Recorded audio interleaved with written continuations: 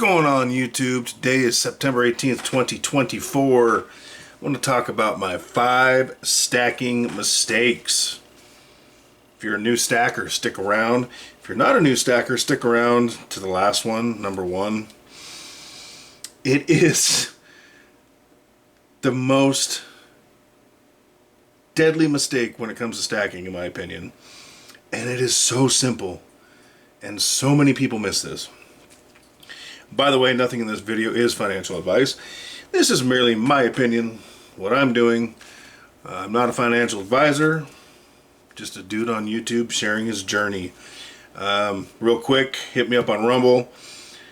Like some videos over there, drop some comments, hit the follow button, do the same here if you would be so kind. And if you're looking to put some precious metals in your stack and give back to the channel at no additional cost to you, MoneyMetals link in the description down below. Much appreciated. Alright, I'm going to go in order. Number 5. Well, not necessarily in order, but I'm saving one for last. These are all very important. Number 5, fake metal. Okay, you go to Facebook Marketplace, you get ripped off. Now, I'm not saying you can't find legit deals there. Some people do. Some people buy in groups. If it's a legit source, it's a legit source. But take Wish, okay?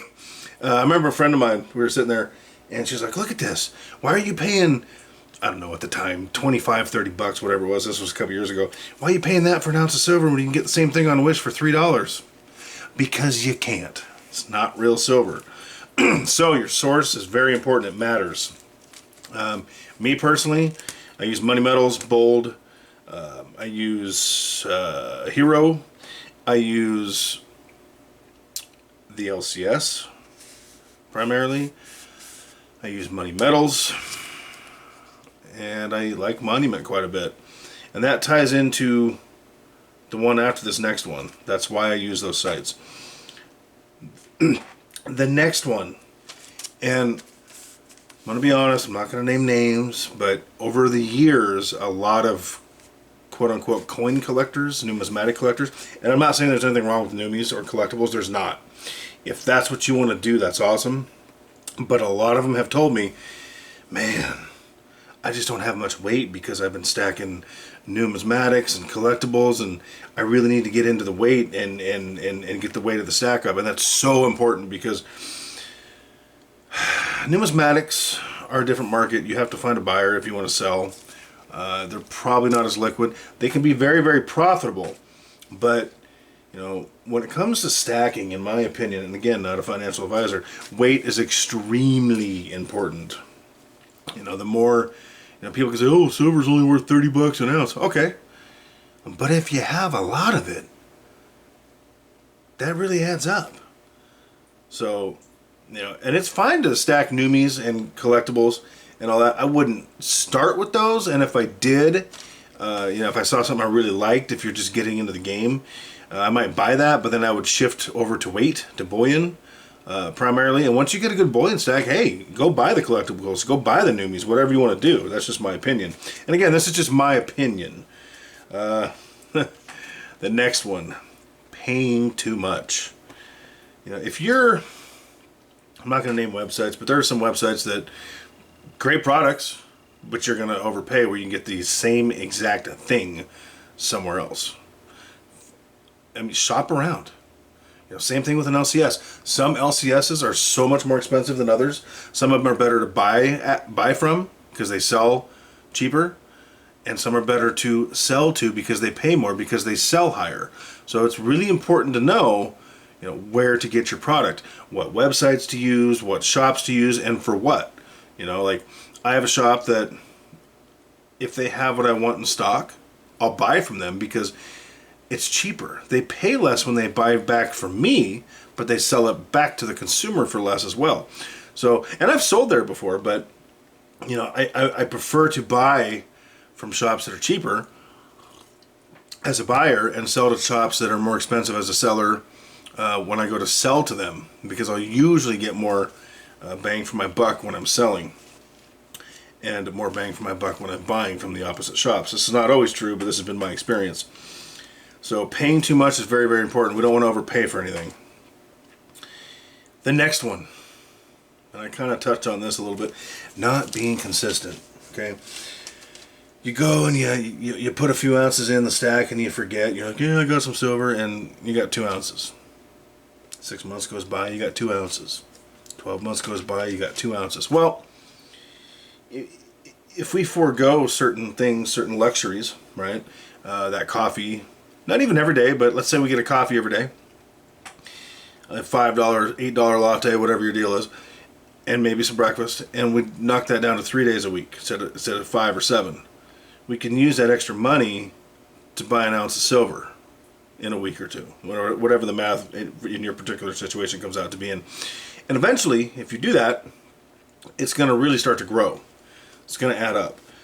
And you can really, really, like, get that whole snowball rolling quicker than you might think. So not being consistent is a large mistake in my opinion, because sometimes it feels like you're never going to get quote unquote there. And I don't know about you, but I move the goalpost for myself. Once I hit a goal, I'm like, okay, what's the next goal? And I move that goalpost further. So I'll never really get there, because there always changes. But for me, that's the idea. And it's amazing how quickly you can get there if you really, really buckle down and not even suffer or sacrifice a whole lot. Just sacrifice some, and you might surprise yourself. All right, I hope you all stayed to the end of this video. This is going to sound so painfully simple, but this is what most people suffer from.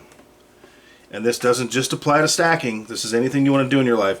Investing of any kind, saving of any kind, stacking, getting in shape, changing your diet, whatever it is. Do you know what that is? Do you know what the number one mistake in my opinion is when it comes to these things in stacking?